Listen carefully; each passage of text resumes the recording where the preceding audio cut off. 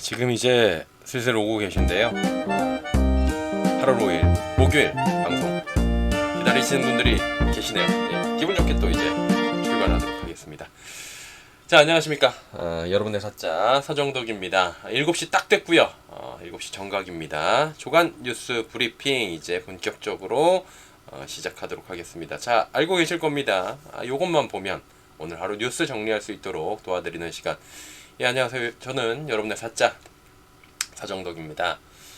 제니님 오셨고요. 아임혜리님 오셨고, 제니퍼님 오셨고, 박솔향님도 오셨고요. 박승현님도 오셨고, 신순이님도 오셨습니다. 모든 분들 벌써부터 이렇게 새벽 대바람부터 찾아주시고 진심으로 정수리 보이게 감사드립니다.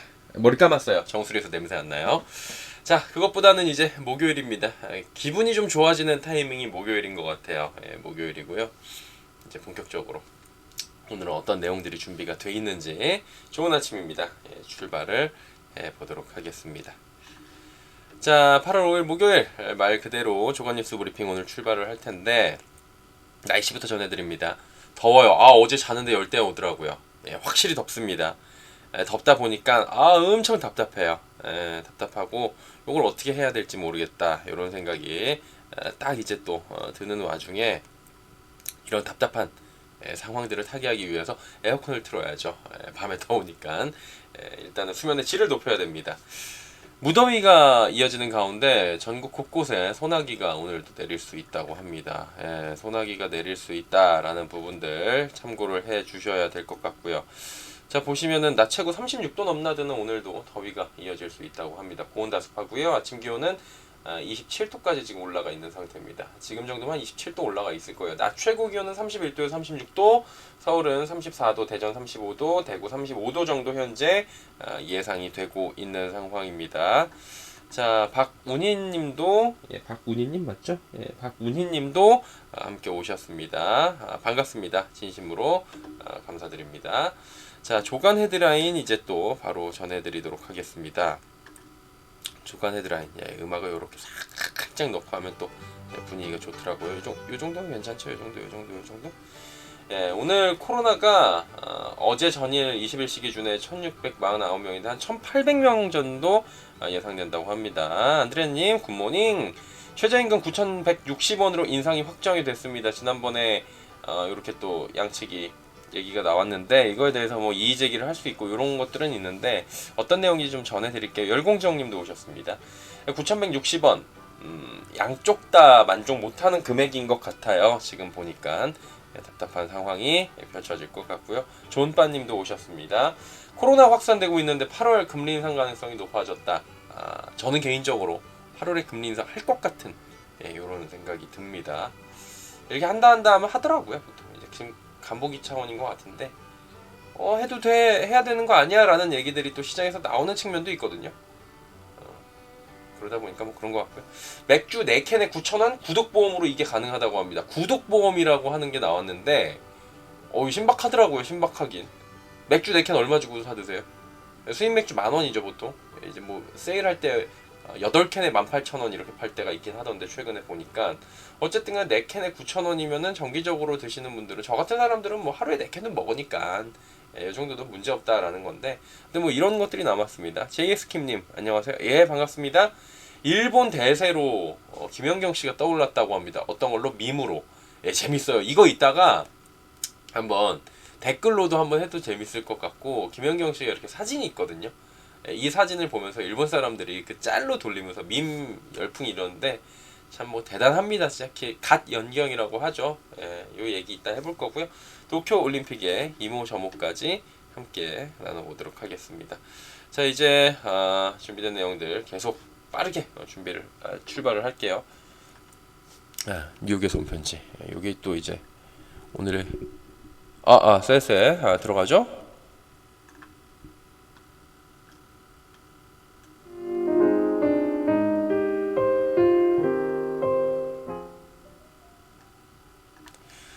(8월 5일) 목요일 뉴욕에서 온 편지입니다. 전 뉴욕 살진 않아요. 맨하탄에서 살고 있는 랄프서예요. 그냥 그렇게 생각하세요. 이 시간은 그냥 그렇게 생각하는 게 좋아요. 영어 잘 못해요. 뉴욕 3대 지수가 다시 또 혼조세입니다. 두 개는 떨어졌고요. 하나는 올랐어요. 고용지표가 불안해요. 또 GM이 장 전에 실적 발표를 했는데 실적이 안 좋았어요.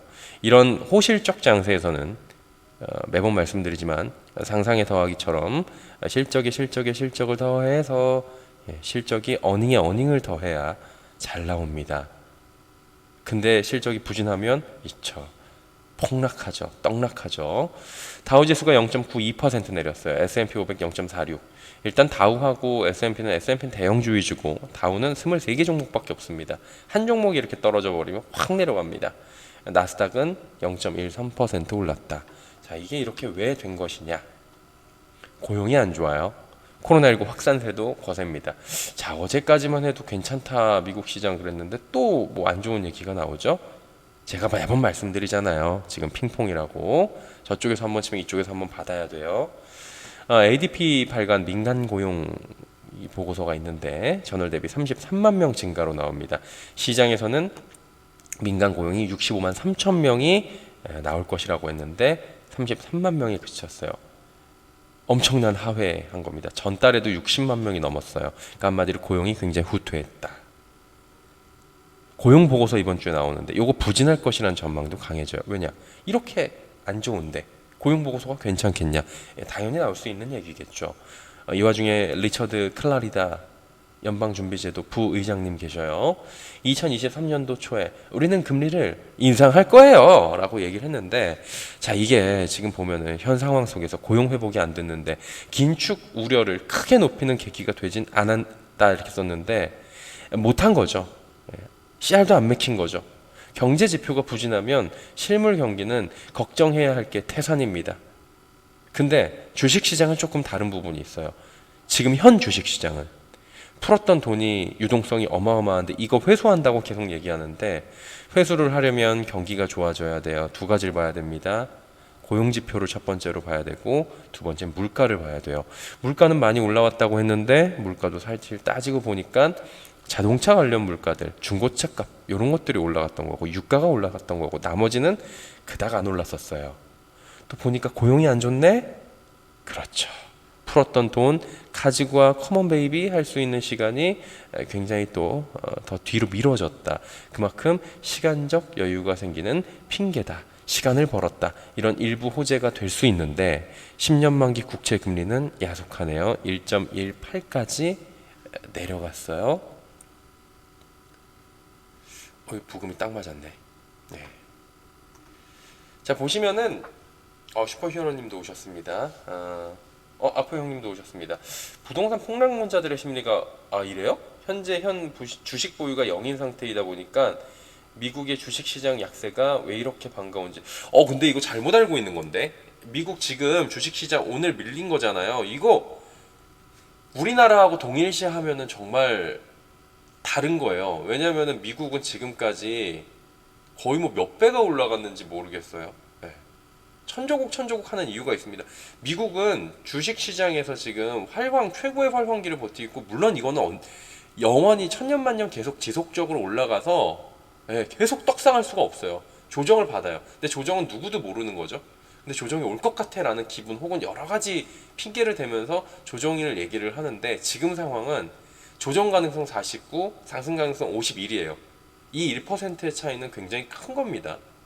현재까지는 내려야 될 이유보다 올려야 될 이유가 조금 더 많을 수도 있어요. 한마디로 지금은 약간 보합세에서 머무를 수 있는 상황이긴 한데, 힘의 균형이 팽팽한데 내릴 만한 이유를 찾기도 굉장히 어려운 거예요. 근데 미국 주식시장이 하루 이렇게 약세됐다고 해가지고 국내에서 뭐 실물 경기가 문제가 생긴다?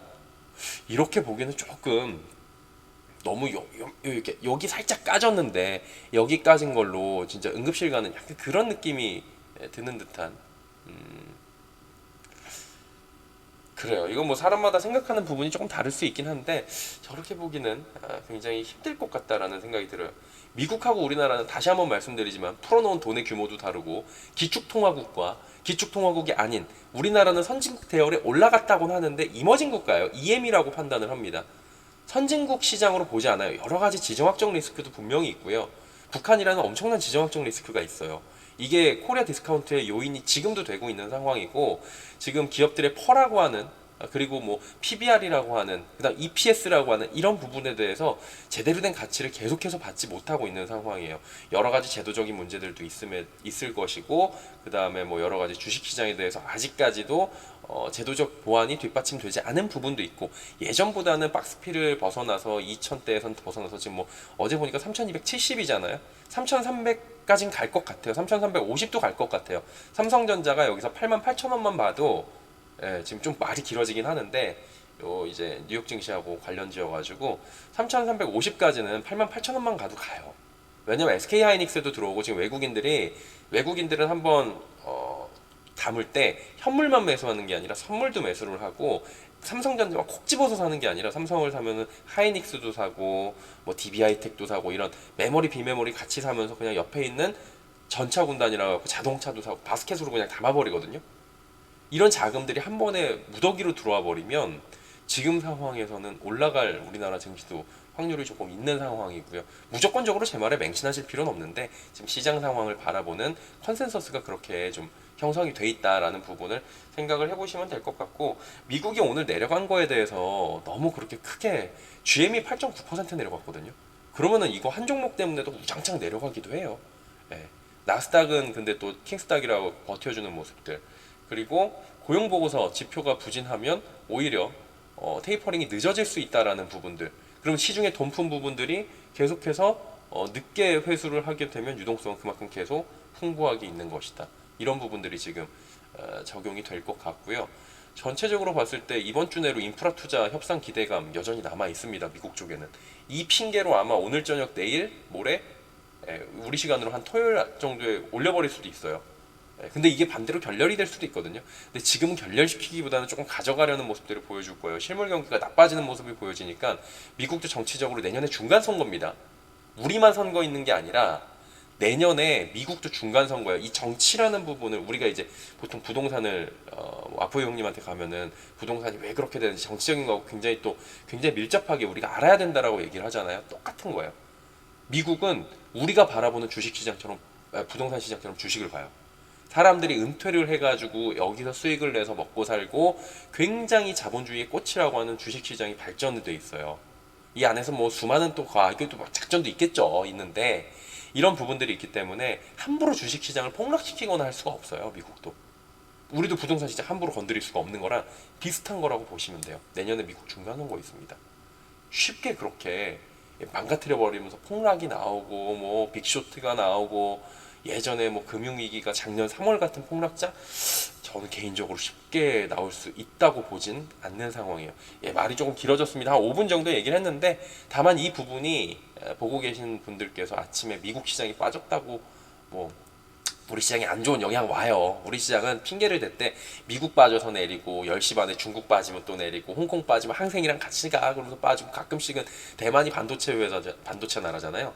대만이 급락하면은 또 우리나라 반도체 지수도 같이 내리면서 빠지고, 그러니까 여기저기서 된소리 맞긴 하는데, 그래도 이제 잘 따지고 보면은 미국이 빠진 면면을 좀 봐야 되거든요. 겁을 먹을 때도 확실하게 왜 빠졌는지를 알아야 되는데, 호재도 있고 악재도 있으니까 이런 부분은 면면을 보시면서 거시경제를 보실 때는 좀 참고를 하시는 게 좋을 것 같고, 박솔향님 주식하다 보니까 좀 컨텐츠 제가 하루에 한 개씩은 조금씩 만들어 드리고 있는데, 제가 대놓고 이거 사세요 못해요. 저는 지금 신분 자체가 그러다 보니까 힌트를 드립니다. 듣다 보면 이거 괜찮은데, 이거 수혜주인데, 이런 것들 한번 보시면 좋을 것 같습니다. 삼성전자 78,500원에는 제가 봐도 잘 잡아드린 것 같아요. 자, 이제 준비한 내용들 보내드리도록 하겠습니다. 요거 헤드라인 파헤치기 들어가야 될 것 같아요. 첫 번째 헤드라인부터 바로 보내드리도록 하겠습니다. 첫 번째 헤드라인은 코로나 지금 얘기입니다.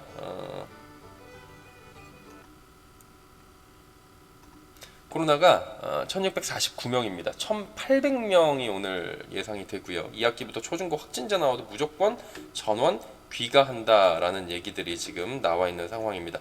자, 이거 어떻게 된 얘기인지 한번 살펴보도록 하겠습니다. 일단 늘어나요. 그리고 주 중반 이후 확진자 급증 패턴은 지금 계속 비슷하게 나오고 있다라는 부분들 체크를 하시면 될 것 같습니다. 자, 그러면 2학기부터 어떻게 하냐면 초중고 확진자 나와도 무조건 전원 귀가 안 한다고 합니다. 방역 지침 방식이 나왔어요. 교내 추가 감염 사례가 적고 무조건 전원 귀가 안 하고 역학조사 후에 상황별 조치한다. 교육계 면담 어려워서 원격 수업. 그러니까 원격 수업이 사회성을 함양하기 어렵다. 이 부분에 대해서는 많은 분들이 지금 공감을 하실 것 같고 지금 가정보육이 어렵다라는 측면도 분명히 있잖아요. 근데 반대로 생각을 해봤을 때 지금 이렇게 델타 플러스까지 나왔는데 아이들이 계속해서 이거 마스크를 하루 종일 쓸 수 있겠느냐라는 부분에 대한 의문이 한 가지가 든다는 지금 부정적인 여론도 있는 거고, 저는 긍정적인 부정적인 이거는 같이 보겠습니다. 긍정적인 건 아이들이 사회성을 기르는 데는 또래 집단의 문화가 굉장히 중요해요. 그러다 보니까 학교라는 측면에서 같이 뛰어놀아야 되는데 지금 마스크 쓰고 뛰어놀기가 쉽지가 않고 마스크를 벗을 수도 있고 순간적으로, 그리고 나는 괜찮아. 그러니까 우리가 그렇잖아요. 우리 집단에서 한 명이라도 마스크를 벗는 사람이 꼭 있더라고요.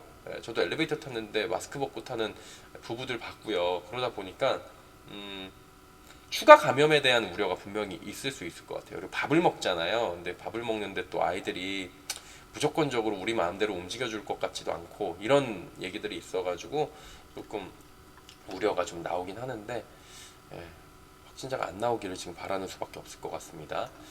자, 3차례 소환 끝에 민노총 위원장 경찰 조사 받는다고 합니다. 방역 책임 없어. 이거 길게 안 할게요. 그냥 뭐 이거 자꾸 왜 가지고 오냐고 하시는 분들 계실 수도 있는데, 아니 같은 국민끼리 8,000명이 나갔고 지금 하지 말라는 거 했는데 본인이 방역 책임이 없다 그러면은 이렇게 무책임한, 그러니까 방역 책임이 없다는 건 무책임입니까? 이거는 방역 책임 없어, 이게 앞에 없어 빼고선 무책임으로 바꾸면 돼요. 이거 참 너무하는 거 아닌가라는 생각이 들어요. 이 얘기는 이렇게 짧게 저희가 정리를 하도록 하겠습니다. 자, 이제 다음 소식들도 준비가 돼 있어요. 내년도 최저임금 얘기인데 요거 한번 보세요. 내년도 최저임금 9,160원으로 지금 확정이 됐습니다. 경총이나 소상공인연합회는 도저히 감당할 수가 없다라고 얘기가 나옵니다. 금일 휴업 뭐 이런 얘기들 나오고 있는데 지금 확정 고시를 비판을 한 거예요. 다음날 새벽 0시께 오늘 이제 0시죠. 내년도 최저임금 관보에 게재해서 확정 고시하게 되는데 일단은 뭐 이거에 대해서 노동자도 사용자도 지금 다들 마음에 안 들어하고 있는 상황이잖아요. 정리를 좀 간단하게 해드리면은 일단 9,160원에서 이제 그냥 끝난 거예요. 일단 5.1% 인상이고 지금 사용자들은 감당하기 어려운 수준이다라고 이야기를 했고요. 제도 개선도 촉구를 했습니다. 이의 제기에 대해서 노동부가 인정하기 어렵다라는 취지 답변을 전달해 왔어요. 이러면 끝난 겁니다. 소상공인들은 소상공인들이 빚을 갚는 채무 악순환, 빚으로 빚을 갚는 겁니다. 이거 사실 돌려막기, 카드 돌려막기랑 똑같은 거여갖고 이거 언제 터질지 모른다라는 얘기들 나오는데 이거는 소상공인들한테 버틸 수 없는 큰 실망감을 안겨주고 있다. 이렇게 또 소공인층에서는 얘기를 하고 있다고 합니다. 국회가 즉시 최저임금 개정을 위해 나서야 할 것이라고 주장을 했는데, 자, 요 얘기들 조금만 더 짚어드리도록 할게요. 이게 자, 좀 보세요. 요거 보시면 보이시죠? 최근에 현 정부 들어서 올라온 최저시급의 인상률이고 인상액입니다. 7.3%, 16.4, 10.9, 2.87, 1.5, 이번엔 5.1입니다. 올해는 보시다시피 그냥 보이죠? 지금 이제 퍼센테이지가 16.4, 10.9 하다가 2.8, 1.5, 5.1 해서 그렇지 금액적으로 따지고 보면은 지금 2.87만 해도 2000년도 당시에 2.87만 해도 지금 어떻게 된 거냐면은, 아니 지금 보세요. 예전에 2점 비슷하게 올라갈 때 110원이었는데 2배가 올라가잖아요. 그러니까 퍼센테이지는 지금 그렇게 중요하지 않은 시점이 다가온 거예요. 그리고 이미 작년에 주유수당을 넘으면 10,000원이 넘어가서 공약 달성을 했다고 그렇게 얘기를 해도 되는데 그냥 보이는 표면적인 금액으로 하자, 주유를 못 받는 사람도 있다라고 얘기를 하는데 주유를 왜 못 받게 됐겠어요. 주유수당이라는 이 조금 특이한 법 자체가 우리나라랑 대만만 있는 거긴 한데 이거를 왜 못 받게 됐겠어요. 이게 뭐 주에 그 15시간 이상 근무인가요? 그렇게 해가지고 왜 잘나서 아르바이트생을 고용을 하고 왜 그렇게 되겠어요? 부담이 되니까 그러는 거 아니겠습니까? 점주들도 저도 예전에 자영업을 해봤지만 제일 편한 건 사람 믿고 쓰는 겁니다. 믿고 한 명, 두 명, 세 명 정도 써가지고 그냥 딱 그 시간에는 그 친구들이 뭐 몇 년 근무할지 모르겠지만 최선을 다해서 열심히 일해주고 그에 맞는 처우를 해주면 되는 건데 그 부분들이 밀려나면서 전문성은 떨어지고 시간 때우기식 그러면서도 서로 마음에 안 들고 이런 부분들이 지금 나오고 있는 거거든요. 필요성은 누구나 공감을 하죠. 이거에 대해서 뭐 필요성에 대해서 역설적으로 뭐 필요하지 않다라고 얘기하는 사람은 없을 거예요. 지금 경기가 좋아진다 그리고 경기가 성장하는데 이거 머물러 있으면은 오히려 역으로 본인만 지금 인플레 해지가 안 되는 거잖아요. 다만 부작용이 굉장히 커요. 지금 상황에서는. 왜냐면은 요 보여드린 걸 보면은 급격한 인상이 나타났는데 이 급격한 인상에 대해서 우려가 나왔었고 사실은 한 여기까지는 버틸만 했다라고 얘기를 하거든요. 많은 분들이. 근데 2000년대 들어와서 지금 여러 가지 그 비용적인 부분이나 그리고 제가 말씀을 드렸다시피 최저임금이 한번 올라가게 되면 옆에 부대 비용이 함께 올라가요. 부대 비용이 함께 올라가게 되면은 도미노 인상으로 이어질 수 있거든요. 근데 지금 코로나19 상황 속에서 대기업들은 실적이 잘 나오고 너무나도 좋은 상황인데 반대로 얘기를 하면 소상공인들이나 중소기업들은 오히려 지금 계속 뭘 팔아야 되고 대출을 막아야 되고 돌려막기 되고 이런 상황이 지금 펼쳐지다 보니까 쉽지가 않은 상황이 지금 펼쳐져요. 내년도 갈등의 골은 좀 깊어지지 않을까 이런 생각이 들고 이거에 대해서는 좀 체계적으로 어떻게 해야 될까라는 고민이 한 번은 필요할 것 같아요. 지금 상황에서는. 자 이제 다음 보도록 하겠습니다. 다음 보시면 금리 인상 가능성이 지금 굉장히 높아요. 금리 인상 가능성. 이게 제가 몇 번을 지금 분석을 해드렸는데 실제로 이제 내년도에 진짜로 올릴 수 있다라는 그런 불안감이 시장에서는 엄습을 하고 있거든요. 지금 이렇게까지 될 수가 있는 상황이라고 보여지는 여러 가지 측면들을 좀 짚어드리도록 할게요. 보시면은 8월 금리 인상 가능성이 높아졌다라는 거예요. 인상 의견, 고승범 위원은 4명 인상 필요성을 밝힌 겁니다. 소수 의견이 아니라 이제 다수의 의견으로 받아들일 정도로 굉장히 금리 인상 가능성이 짙어진 건데 6명 중에 5명이 컨센서스를 지금 맞췄다는 거예요. 그러면 이제 금리 인상을 해도 무방하다라고 지금 보는 사람이 늘어난 거잖아요. 지금 보니까 한국은행에 따르면 금통위 의사록을 밝혔는데 현재 0.5에서 0.75로 0.25% 25bp 올리는 게 바람직하다고 언급한 겁니다. 7월에는 코로나19 4차 대유행 감안해서 기준금리 동결한 적이 있었습니다. 그리고 다른 금통위원들도 기준금리 인상 필요성을 얘기했는데 A 위원은 금융 여건이 지금 이제 바뀌니까 적절히 조정해 나갈 필요성이 있다라고 얘기를 한 거고요. B 위원도 성장과 물가의 흐름이 지금과 같은 예측 수준에서 크게 벗어나지 않는다면 수개월 내에 완화 정도로 조정해야 된다. 그리고 부동산 개선 상황을 위해 통화 정책을 정상화해야 된다. 뭐 이런 주장도 지금 나오고 있는 상황입니다. 유례없는 레버리지 위험 선호 현상이 심화되면서 리스크가 축적되고 있다. 뭐 이런 얘기들. 실거래 가격 주요국 상승률을 비교해 보면 우리나라가 가장 높은 수준이다. 잠깐만요. 요거 하나만 기억해 두세요. D 위원이 지금 뭐라 그랬냐면은 최근 경제 상황이나 금융 안정 뭐 이런 걸 보면서 주요국 주가 주가 상승률 비교할 때 우리나라 높다 뭐 이런 얘기하고 도시 실거래 가격이 우리나라가 굉장히 높다라고 이 위원이 분명히 얘기를 했어요. 하는 위원이. 요거 하나만 기억을 좀 해주세요. 더. 자 이주열 총재도 지금 얘기를 한 겁니다. 네. 요거 얘기를 좀 하고 있는데 정리를 이번에도 좀 해드려야 되겠죠. 요거 10월 인상선 유력하게 나오는데 8월로 지금 선회를 했고 할 것 같아요. 말씀드렸다시피 지금 위원들이 위원들이 이야기한 부분이 굉장히 어느 정도 맞는 얘기들이잖아요. 경기 확장 국면에 지금 어느 정도 접어들고 있는 것도 많고 인플레이션이 오는 것도 많고 그러다 보니까 통화 정책을 적절하게 조정해야 되는 거 다 맞는 건데 현재 상황이 코로나 최다 확진자가 나와요. 4차 대유행이고 지금까지 중에 가장 셉니다. 그리고 4단계 거리두기 시행하고 있고 그리고 계속해서 이 거리두기가 강화가 될 수 있는 시점인데 후행적 지표로 확인을 해보면 소비심리나 경제지표가 더 꺾일 것 같거든요. 그럼에도 불구하고 지금 이런 얘기들이 나온다라는 측면은 뭐냐면은 집값이나 주식시장 등의 과열 판단이라는 이런 부분 때문에 이걸 잡기 위한 방책으로 쓰인다면 부작용이 커질 수 있다는 거예요. 근데 지금 사실 주식은 핑계인 것 같고 집값 안정화라고 내세우는 카드가 이것밖에 없어요. 정말 8월에 0.25% 25bp 인상 가능성은 굉장히 높아 보입니다. 그래서 이렇게 정리를 좀 하고 싶어요. 조금 더 미룰 것이라는 시기적 판단이 있을 수 있겠는데 이제 더 미룰 수 없다는 정책적 판단이 앞설 수 있어 보입니다. 한마디로 시기적 판단에 대한 고려는 여러 가지로 합리적으로 하겠지만 정책적 판단 때문에 이제 시기적 판단을 무시하는 시기가 오지 않나라는 조심스러운 예측을 한번 해보도록 하겠습니다. 자, 이제 부동산 시장에 대한 이야기를 나눠보도록 하겠습니다. 부동산 과열은 세계적 현상이다. 뭐 이런 얘기들이 지금 나오고 있어요. 자, 보시면은 뭐 미국 집값 상승률의 한국이 절반? 응?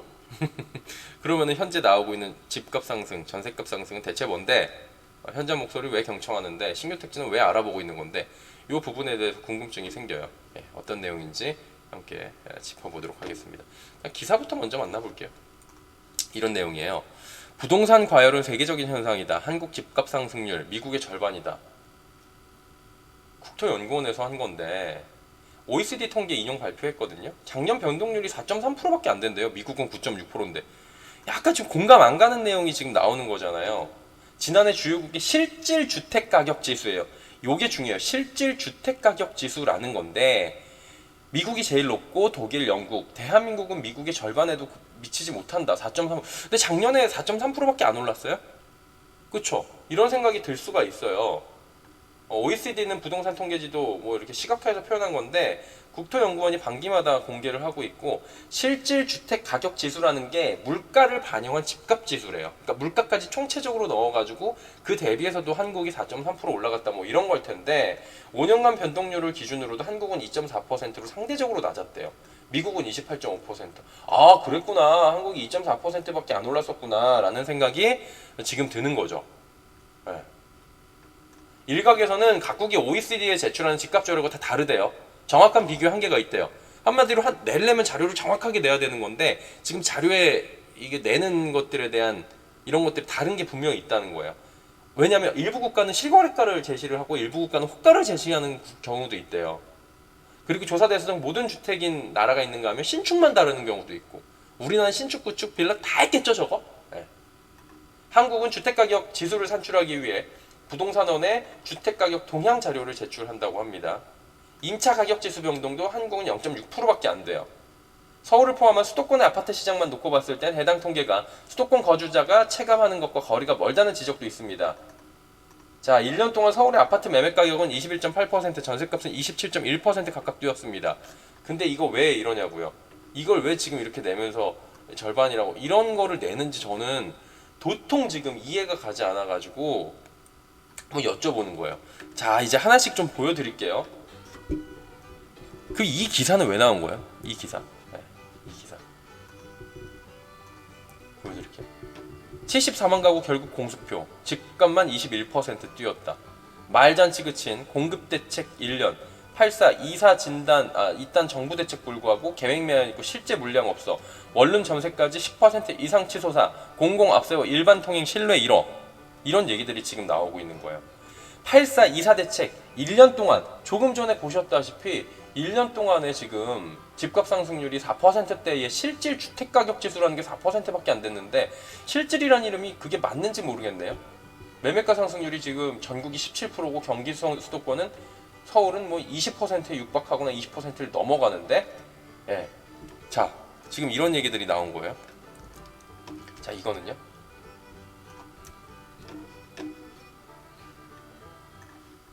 서울 강북 원룸 전세값이 1년 새에 46%가 급등했습니다.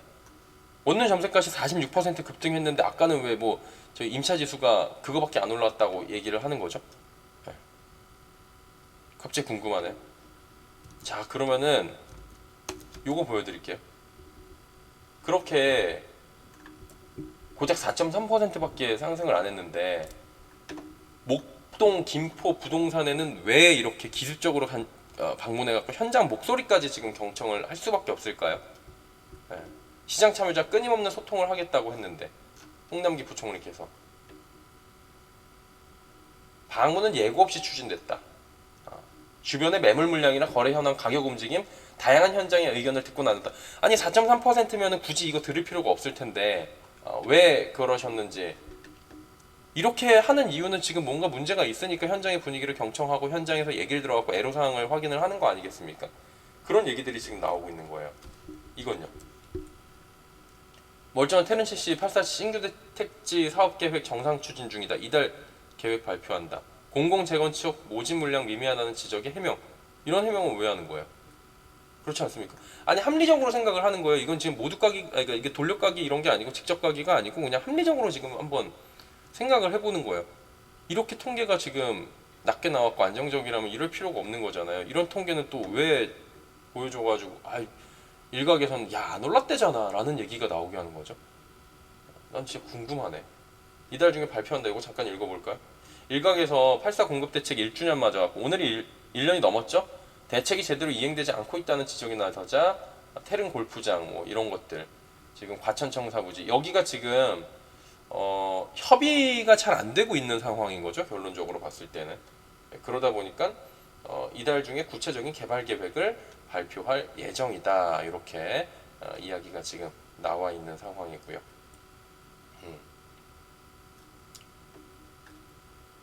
이 멀쩡한 땅 이렇게 해갖고 바꾸는 거 이거 녹지잖아요. 이거 바꾸는 것보다 지금 계속해서 시장에서 얘기를 하고 있는 게 있다니까요. 제가 이거 자료 굳이 만들어가지고 이게 시간을 할애할 필요가 있을까라는 생각이 지금 들어요. 저는 개인적으로. 예. 국토연구원 통계가 실질 주택 지표인지 그게 정확한 거라면 우리 부동산 시장 꽤나 안정적인 건데 왜 우리 시장은 집값이 폭등했다고 나오고 전세값도 이렇게 뭐 원룸이 40몇 % 올랐다고 나오고 경제부총리께서는 종합적으로 보면 부동산 시장에 대한 의견을 경청하고 계시고 신규 택지 사업 계획은 이게 무리하다고 주변에서 하지 말라고 아니면 그 현지 반발도 심한데 왜 이거를 추진 중일까요?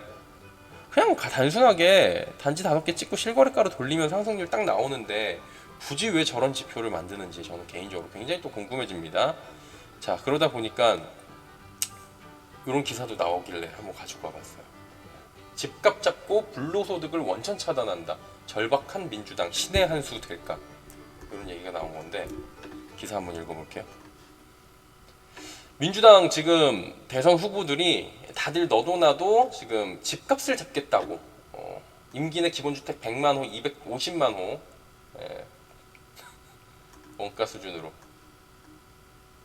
30년 이상 안정적으로 거주할 수 있는 말은 좋죠 이거. 이낙연 후보는 갑자기 서울 공항 부지에다가 스마트 신도시를 조성한대요. 이게 15비라고 해가지고 왜 15비냐면은 강남역에서 15분이고 뭐 이런 얘기들이 있었어요. 제가 공군 출신인데 굉장히 서울에서 가깝습니다. 수서에서는 진짜 한 15분이면은 갈 수 있는 곳인데 뭐 여기다가 만들겠대요. 100만호 뭐 얘기 나오고 있고요. 서울 서초동 대법원과 대검찰청은 충청권으로 이전시킨다. 충청권의 표심이죠 이거는. 부동산 전문가는 공항과 인근 부지에 주택을 공급하겠다는 것은 서울권 신규 택지를 발굴하겠다는 뜻. 하지만 주택 공급과 관련된 주요 사안은 노후 도심의 재개발 활성화다. 결국에는 노후 공동주택 등 향후 처리 방향도 중요한 사안이기 때문에 추진을 강행하기보다는 타당성 검토를 거쳐가지고 결정하는 것도 바람이다. 그러니까 한마디로 문제가 없으면은 공항을 왜 멀쩡한 공항을 지금 신혼부부를 위한 주택으로 바꿀 것이며 왜 태릉 CC를 바꿀 것이며 불로소득을 원천 차단하는 것이며 신의 한 수가 왜 꼭 나와야 되는지 왜 절박한지에 대한 이유가 해석이 안 돼요. 지금 보면 너도 나도 대선 주자라는 분들은 지금 이렇게 신의 한 수를 지금 외치고 있거든요. 신의 한 수 5글자면 돼요. 양질의 공급. 요것만 기억하시면 됩니다. 이렇게까지 말씀을 드렸는데 한강 덮고 집 짓는다고 할 듯 불가능한 건 아니죠. 자, 이제 뭐 심각한 얘기들은 많이 왔고요. 지금 맥주 4캔 구독보험으로 이게 가능하대요. 뭐 이런 얘기들이 지금 준비가 되어 있는데 이 얘기도 한번 해보도록 하겠습니다. 이거 무슨 얘기냐면은 맥주 4캔 어디 갔어? 구독보험이라는 게 나왔는데 굉장히 신박하더라고요. 사실 어떤 분들이 이거보다 더 싸게 살 수 있어 라고 하는데, 어쨌든 간에 저는 좀 구독경제 시대에 대해서 말씀을 드리고자 한 거예요. 40조 원 규모래요. 한화생명이 한 거고, 저 하나에서 이거 뭐 유료 광고 뒷광고 아닙니다. 저한테 하지도 않아요. 라이프스타일 구독 솔루션 라이프 플러스를 한 건데, 보험의 패러다임을 새롭게 제시했대요. 이게 뭐냐면은 이마트 GS25 프레시지와 손을 잡았는데 먹는 곳들이잖아요. 생필품들. 요거 보니까 이마트 단골 고객을 겨냥해서 라이플러스 이마트 할인 구독보험은 보험료 3만원을 내면 3만원 이상의 이마트 상품권이나 할인 쿠폰 등을 줘가지고 더 많은 혜택을 주는 거예요. 한마디로 내가 이마트에서 한 달에 3만원 이상씩 쓰면 3만원 내고 더 많은 혜택을 받을 수 있는 거니까 이거 괜찮은 상품인 것 같아요. 저는 개인적으로 집 앞에 이마트가 있거나 이마트24, 이마트 익스프레스가 있어가지고 이용하시는 분들, 매월 보험료 1,500원 적립돼갖고 1년 뒤에는 18,000원 현금과 이자까지 돌려받는데요. 나쁘지 않네요. GS 리테일은 GS25에서 편맥 쪽을 위해서 편의점 구독보험입니다.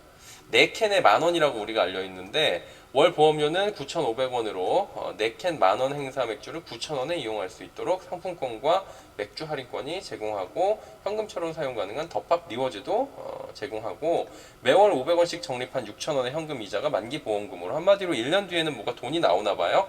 프레시지와 함께 밀키트를 즐기는 집콕 쪽을 위해서 밀키트 구독보험도 나왔다고 합니다. 요거는 재미로 보시라고 한 거고, 시장의 트렌드가 이렇게 최근에 변하고 있다라는 부분에 대해서 제가 짚어드리기 위해서 가지고 온 거예요. 특히나 저는 개인적으로 이거 뭐 편맥도 그런데 이마트에서 장 보는 물량이 3만원은 넘거든요. 제가 뭐 장을 종종 보기 때문에 한 번 가면 보통 3만원 갖고 택도 없잖아요. 한 번 볼 때 그래도 기분 좋게 몇천 원이라도 한 몇 퍼센트라도 할인받는 기분으로 보면 괜찮을 것 같은데, 저 한번 오늘 그래서 알아보려고 합니다.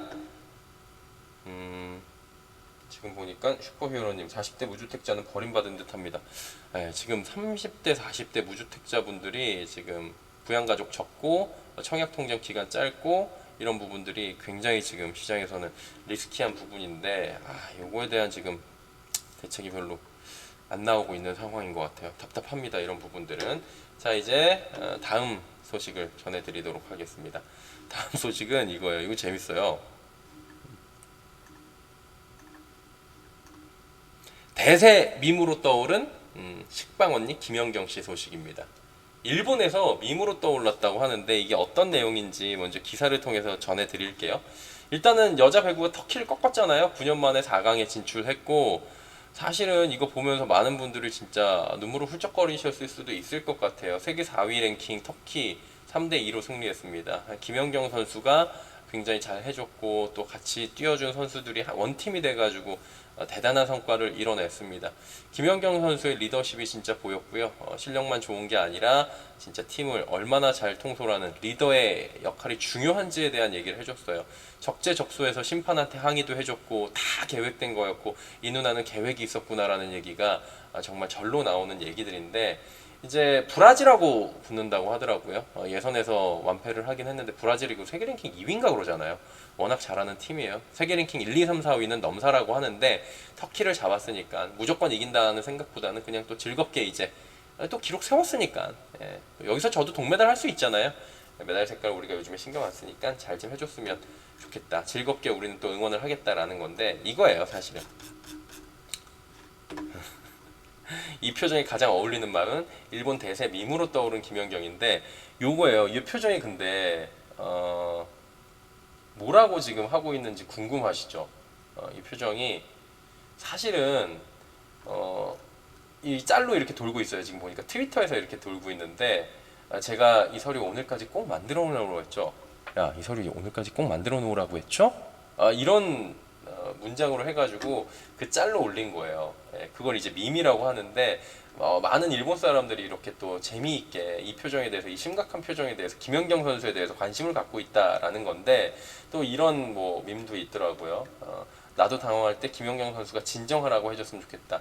진정해, 진정해, 이런 표정으로 그럼 진정을 할 것 같다, 뭐 이런 얘기인데, 이게 사실은 화낼 순간은 아니었대요. 김연경 선수가 일본전 1세트를 마무리 짓는 득점을 기록한 뒤에 동료들과 세레머니를 하고 서로에게 격려하면서 힘내, 힘내 라는 표정이었대요. 예, 이 이소영 선수고 힘내라는 표정인데 이 표정 자체가 굉장히 심오하고 심각하다 보니까 일본 사람들이 이 짤을 가지고 밈으로 만들어서 즐겁게 또 소화를 시키고 있다고 하는데 사실 김연경 씨는 밈이 이미 있죠. 식빵. 그거에 사실 이제 최초는 표명일 선수라고 예전에 있었는데 모래반지 빵야빵야라고 치시면 인터넷에 나옵니다. 이 입모양만 보세요. 입모양만 이렇게 보여드릴게요. 약간 욕하는 것 같죠? 네. 많이 욕하는 것 같은 느낌이 들어요. 모래반지 빵야 이게 사실 표명일 선수가 했던 건데 김연경 선수는 아이 식빵 근데 이렇게 입모양이 나온 거예요. 그러면서 이제 식빵 언니가 된 거거든요. 근데 식빵이 아니라 진짜 그걸 썼어요. 이 언니는 굉장한데 요번에도 요 짤이 나왔어요. 전 개인적으로 이 짤 이용해가지고 만약에 밈을 만든다고 하면 저는 나 찍먹인데 네가 부먹했냐? 이런 소리가 나올 것 같아요. 내 식빵 네가 다 먹었냐? 뭐 이런 드립이 나올 것 같고 재밌는 신박한 드립이 있으면은 한번 여러분들 해보시면은 재미있게 또 남은 배구를 즐길 수 있지 않을까 이런 생각이 함께 듭니다. 자 이제 다음 소식 전해드리도록 할게요. 도쿄올림픽 이모저모입니다. 금메달 6개, 은메달 4개, 동메달 9개, 종합 11위 지금 기록 중이라고 합니다. 간단하게 짚어드릴게요. 야구는 2대5로 패했는데 직행 실패인 겁니다. 미국이랑 한 번 더 붙어요. 미국이랑 붙어서 이기면 다시 일본이랑 붙습니다. 그래서 금메달 결정전에 가는 거예요. 좀 특이하죠. 야구 같은 경우에는 토너먼트긴 한데 그러니까 한 번 더 기회가 있으니까 지금 뭐 양의지 선수 지금 어제 다 뭐 삼진당했나? 하여튼 무타여가지고 뭐 얘기 많은데 그냥 지켜보자고요. 그리고 대한민국 배구 여자 배구 4강 상대 세계 랭킹 2위 브라질 확정입니다. 그냥 선전 뭐 이런 거 안 바랍니다. 그냥 재밌는 경기, 최선을 다하는 경기, 김연경 선수를 원팀으로 해서 멋진 하모니 또 기대하도록 하고요. 서채영 선수는 스포츠 클라이밍 2위로 결선 진출했습니다. 메달 청신호 얘기 나왔고요. 한국 남자 탁구 동메달 놓고 일본과 한판 승부 이런 얘기들이 나와 있습니다. 자 이렇게 하다 보니까 오늘도 방송 마칠 시간이 벌써 다가왔습니다. 오늘 중간에 인터넷선이 살짝 나가가지고 끊겼다가 들어왔어요. 제가 이거는 영상을 그냥 오늘 완본을 편집을 해갖고 제가 오늘 휴가잖아요. 편집을 좀 할 줄 알거든요. 이제 독학을 하고 있어요. 배워가지고 이제 독학하고 있는데 요 부분 해가지고 좀 한 번에 보실 수 있는 부분 그리고 좀 끊어서 보실 수 있는 부분으로 해가지고 오늘 좀 편집 좀 해서 올려놓도록 하겠습니다. 중간에 다소 방송 흐름이 좋지 못했던 부분에 대해서 양해의 말씀 부탁드리도록 하겠습니다. 그리고 목요일이니까요. 오늘 하루만 딱 버티고 내일 또 금요일 기분 좋게 맞이하시면 될 것 같습니다. 자, 아침 7시에는 사자와 함께하는 주간 라이브 함께 해주시길 바라고요. 자, 저는 이제 또 유튜브를 또 보러 저도 함께 시청자로서 들어가도록 하겠습니다. 자, 함께 해주신 여러분 진심으로 감사드리고요. 구독, 좋아요 그리고 어제 보니까 정원성님께서 주변에 많이들 소문내달라 하는데 소문 좀 내주세요. 한 요번 달 내로 떡상하고 싶어요. 떡상기원 많이들 도와주시기 바랍니다. 고맙습니다.